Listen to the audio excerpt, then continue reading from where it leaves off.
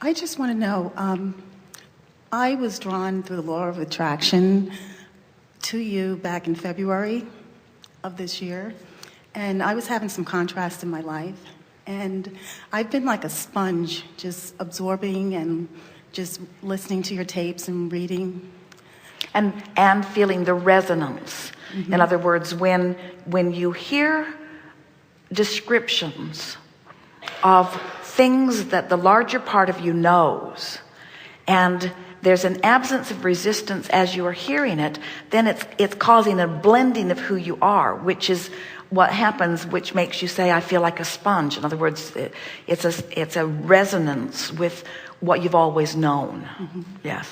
And what I do is I work on being in alignment every day, but as you mentioned earlier, you get the phone call and it's negative, and sometimes it gets me out of sorts longer than I wanted to, and I work on getting back into alignment, and usually I work my way back up the emotional scale.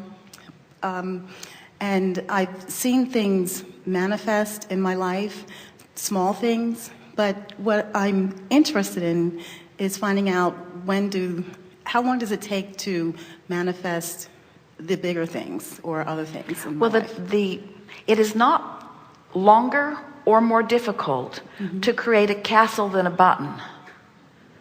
But your expectancy about a button is different than your expectancy about a castle. So the period of time is about your expectation.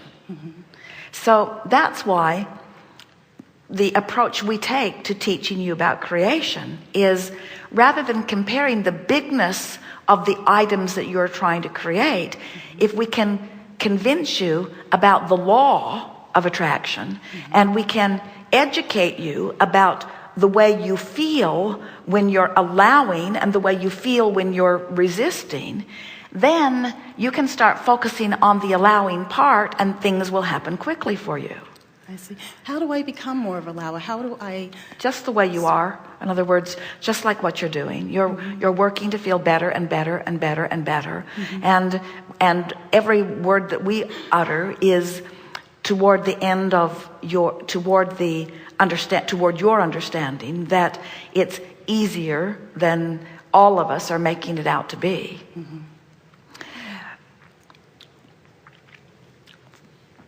You are where you are. In other words, you are in the financial position you are in the physical bodily condition you are in, and in this physical environment, most people are not going to snap their fingers and affect an immediate change about anything. And so the fact that you are where you are means that in most instances, it's likely that you're going to hang around where you are, because in most instances, you're observing where you are. So let's just say it right out loud. The more observant you are of where you are, the slower the progress to somewhere else. Pretty good. And let's just say it right out loud. The less observant of where you are, the faster you move to where you want to be. But now let's really say it. If you look to where you want to be, regardless of where you are, you will go there fast. Did you follow that sequence? So you get to decide. It really is about, have you ever... Jerry and Esther watched the dogs walking around the neighborhood in California, and some dogs are walkers and some dogs are sniffers.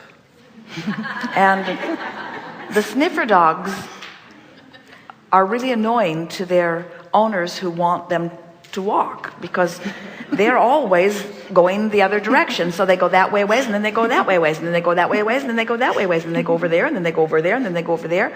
It's a very slow walk around this loop, because there's a lot of moving in a different direction than where they're owners want them to go. And it's sort of like that with a lot of people. You talk about what you want, but then you talk about what you don't want. And then you talk about where you're going, and then you talk about where you are. And then you talk about what you want, and then you talk about where you've been. And then you talk about how long you've been there and whose fault it is that you're still there. And then and so there's just a lot of unfocused stuff that just slows it all down. So when you ask, how long is it going to take me to get to where I want to be, what we're hearing in the question is, how long is it going to take me to clarify my vibration? How long is it going to take me to focus? And we say, that's completely up to you. But we will say, it gets easier and easier and easier, because law of attraction helps you stay in the direction that you last were. In other words, if you take the time as you are getting ready to go to sleep at night to bask just for a little bit, and it helps to sort of bring your thoughts in up close around you. Bask in the comfort of your bed, or focus upon the texture of your pillow, or focus upon the clarity of the air in your bedroom, or focus upon the comfort of your physical body. Bring your thoughts inward and bask. Well, if you go to sleep basking or appreciating, you've gone to sleep in the vortex. So two wonderful things happen. First, you sleep really well because you've left your resistance behind, and into slumber you go where there isn't any resistance anyway. The next thing that happens is you wake up in the vortex.